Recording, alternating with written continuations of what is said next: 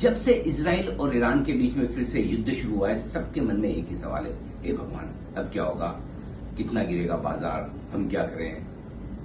जो कुछ इन्वेस्टमेंट के लिए है वो भी बेचते हैं, थोड़ा प्रॉफिट हो रहा है, ऐसा करें कि नुकसान में फिर भी बेच दें, नीचे वापस ले लेंगे, ट्रेडिंग की पोजीशन में क्या करें। इस सारे मुश्किल सवाल आपके दिमाग में आते हैं और डर लगता है।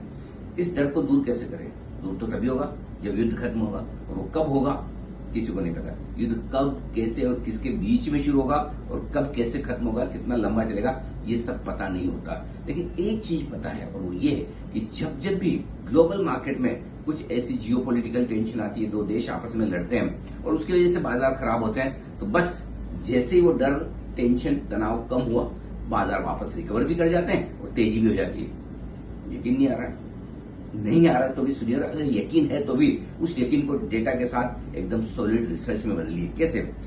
22,000 का निफ्टी था जब ट्रेड वॉर शुरू हुआ। ट्रेड वॉर यही कि ट्रंप साहब ने पहली बार 3 मार्च को मैक्सिको और कनाडा दोनों के ऊपर टैरिफ लगाए, एल्यूमिनियम और स्टील पर टैरिफ लगाए। उस वक्त निफ्टी था 22,119, राउंड फिगर में 22,000 मान लीजिए, ठीक है। उसके बाद निफ्टी 1,000 पॉइंट ऊपर अगली प्रॉब्लम के वक्त, और वो प्रॉब्लम थी करेंसी वार की।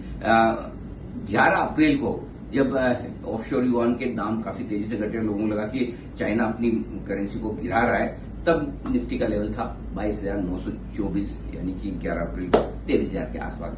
फिर आइए अगली इवेंट हुई बड़ी, सबसे बड़ी हमारे लिए, भारत और पाकिस्तान के बीच में युद्ध।